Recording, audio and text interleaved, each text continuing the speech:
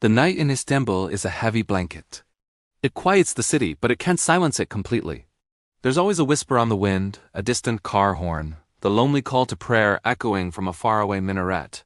It's a soundscape I know well, one I've grown used to.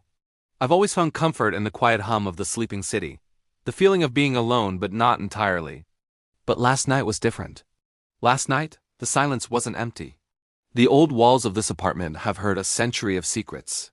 They groan and settle like tired bones. The wind whistles through the window frames, a familiar song. I was in bed, drifting on the edge of sleep, when I heard it. A voice. It was soft, almost a breath, but clear as a bell in the stillness. It spoke my name just once.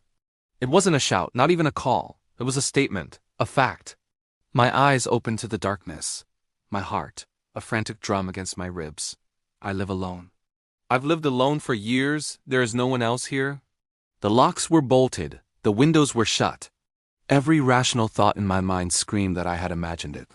A dream, maybe. Or the tired mind playing tricks, weaving voices from the city's murmur.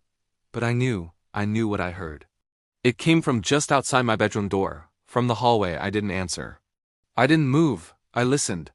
I strained my ears against the sudden absolute silence that followed. Even the city seemed to hold its breath. No wind. No traffic. Nothing. Only the sound of my own blood roaring in my ears.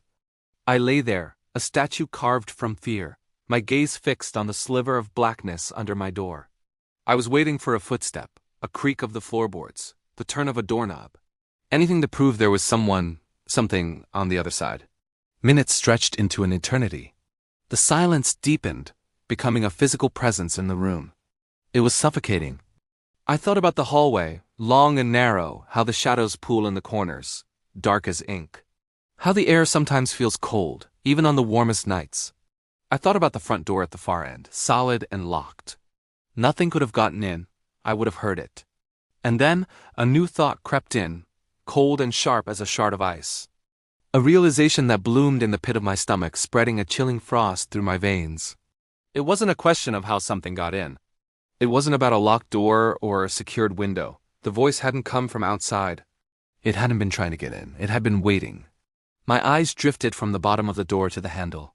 Slowly I sat up. The air was thick, heavy. I watched the handle, expecting it to turn, but it remained still. The silence held. It was then I understood the most terrifying truth of all.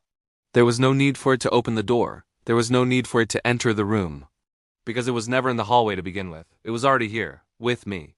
And it had been here all along.